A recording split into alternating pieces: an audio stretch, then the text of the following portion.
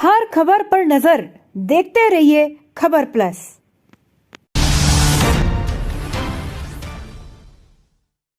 आगरा में 5,000 की नौकरी करने वाला ठेकेदार बना 2 अरब 38 करोड़ 88 लाख का स्वामी। पिछले 10 साल पहले नगर निगम में 19,200 रुपये में संविदा कर्मी के पद पर था तैनात।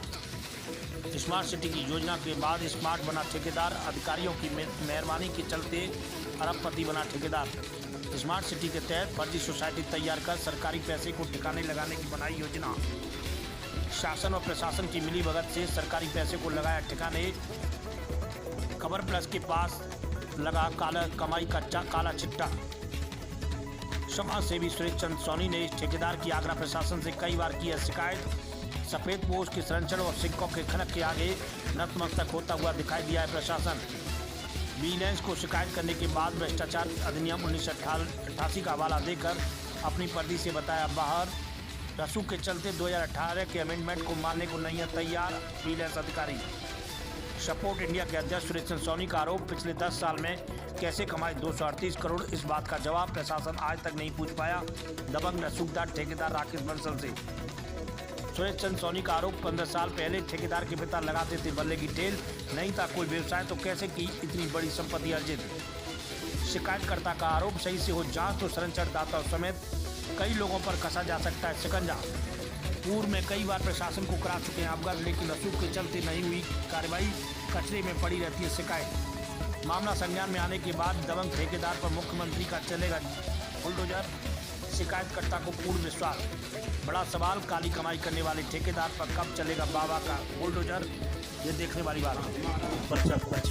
मैं सुरेश चंद्र सोनी एडवोकेट और मैं अध्यक्ष हूँ सपोर्ट इंडिया वेलफेयर सोसाइटी जो रजिस्टर्ड है।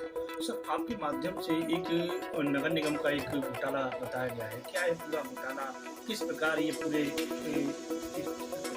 ये राकेश बंसल और उनकी कंपनी के कर्मचारी जो एक तरह से मैं कहूँ कि भिखारी टाइप थे, 5,000 रुपये की वेतन पे काम करते थे आउटसोर्स में, फिर ये 19,000 रुपये पे आ गए।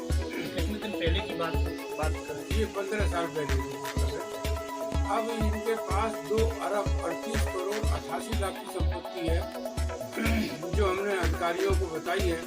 हमने उत्तर प्रदेश शासन को, केंद्रीय वित्त मंत्री को, प्रधानमंत्री महोदय को, मुख्यमंत्री महोदय को, प्रमुख सचिव सतर्कता अधिष्ठान को भी भेजा है कि भ्रष्टाचार निवारण अधिनियम 1988 के तहत इस व्यक्ति और व्यक्तियों के खिलाफ जांच कर कार्रवाई की जाए और FIR दर्ज कराई जाए।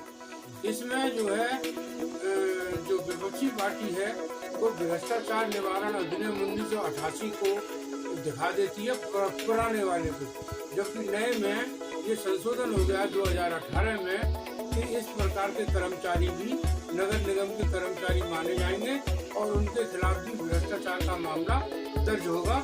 लेकिन प्रशासन जानबूझकर और शासन जानबूझ करके जो है इन लोगों के खिलाफ कार्रवाई नहीं कर रहा है, जबकि ये पैसा जनता का है, जनता का था और जनता में जाना चाहिए। 2 अरब 38 करोड़ 88 लाख तो एक बहुत बड़ी धनराशि है। अभी तो ये एक छोटा सा मामला मैंने उजागर किया है, बल्कि अभी इसमें 4-4, 5-5 अरब के मामले घोटाले के नगर निगम में हैं, जो अधिकारी इस नगर निगम में मौजूद हैं। कोई अपना मॉल बनवा रहा है, कोई सिनेमा हॉल बनवा रहा है, कोई कृषि खरीद रहा है, कोई बिल्डिंग खरीद रहा है, कोई अपना पैसा बिल्डरों में लगा रहा है, कोई शेयर में लगा रहा है। ये क्या हो रहा है नगर निगम में?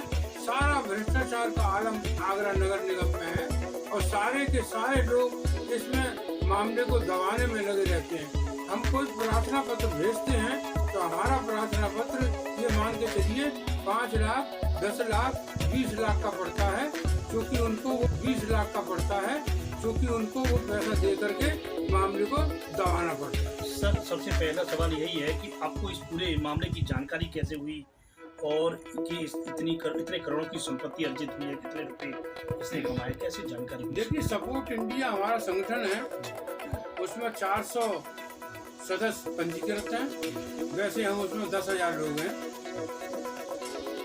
हमारे कार्यकर्ताओं की टीम बनी हुई है एडीए में कार्यकर्ता हमारे अलग काम करते हैं, नगर निगम में हमारे कार्यकर्ता अलग काम करते हैं और हम जन सूचनाओं के माध्यम से सारी चीज़ें इकट्ठा करते हैं। अन्यथा बाबुओं से मिलकर के हम भ्रष्टाचार को उजागर करते हैं। हमने नगर निगम को अभी हाल में ही 6 लाख रुपए का फायदा पहुंचाया है एडीए को, क्योंकि एक बिना नक्शा पास कराए बिल्डिंग खड़ी कर ली थी तो उसमें जुर्माना लगाया एडीए ने।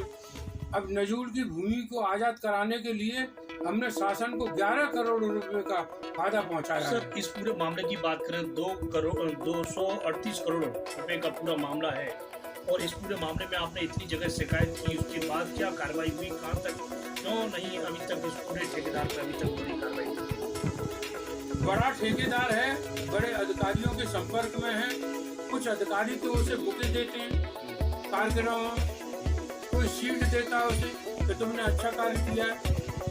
वो एक जो है ठेकेदार ऐसा है और एक ठेकेदार ऐसा है राकेश बंसल, जिसके की राजनीतिक रसूख हैं। वर्तमान सरकार जिसकी भी होती है ये उसी सरकार में पहुंच करके अपना काम करता है और लोगों को राइफल और रिवॉल्वर की नोक पे धमकाता है, डराता है। राजनीतिक रसूख के चलते इस पे कार्रवाई नहीं हुई या फिर ऊपर भी कोई नहीं, केवल राजनीतिक मामला है और राजनीतिक संबंध होने के कारण ये मामला मुख्यमंत्री महोदय तक नहीं पहुंच पा रहा है। जिस दिन ये माननीय मुख्यमंत्री तक पहुंच जाएगा इसमें कार्रवाई हो जाएगी। सर, देखा जा रहा है सरकार में छोटे छोटे मामलों पे बड़ी कार्रवाई हुई है, ध्वस्तीकरण की कार्रवाई हुई है, आज से अधिक संपत्ति की जांच हुई है, कई लोगों के यहाँ 82 की कार्रवाई देखने को मिल रही है, कई बाबा का प्रचार चल रहा है। तो इतनी बड़ी कमाई होने के बाद जो काली कमाई बोले उसके बावजूद भी इस पूरे व्यक्ति पर सरकार की नजर नहीं है। ऐसा राकेश बंसल एंड कंपनी, इसके संबंध जो है मुख्यमंत्री सचिवालय में भी है और मुख्यमंत्री निवास पर भी इसके संबंध है। हम कोई प्रार्थना पत्र भेजते हैं उस पर समुचित आदेश नहीं होता है और कोई कार्रवाई नहीं होती है, लेकिन मुझे विश्वास। देखा जा रहा है सरकार में छोटे छोटे मामलों में बड़ी कार्रवाई हुई है, ध्वस्तीकरण की कार्रवाई हुई है, आज से अधिक संपत्ति की जांच हुई है, कई लोगों के यहाँ 82 की कार्रवाई देखने को मिल रही है, कई बाबा का प्रचार चल रहा है। तो इतनी बड़ी कमाई होने के बाद जो काली कमाई बोले उसके बावजूद भी इस पूरे व्यक्ति पर सरकार की नजर नहीं है। ऐसा राकेश बंसल एंड कंपनी, इसके संबंध जो है मुख्यमंत्री सचिवालय में भी है और मुख्यमंत्री निवास पर भी इसके संबंध है।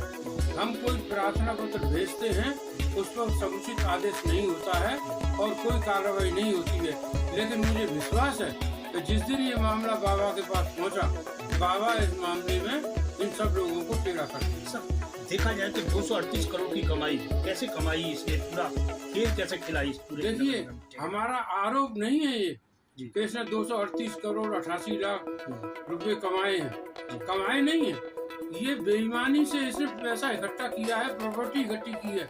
अब हमने दस्तावेज दे दिए इसके 238 करोड़ और 88 लाख के। अब ये बताए कि इस पर रुपया और संपत्ति कहाँ से आ गई।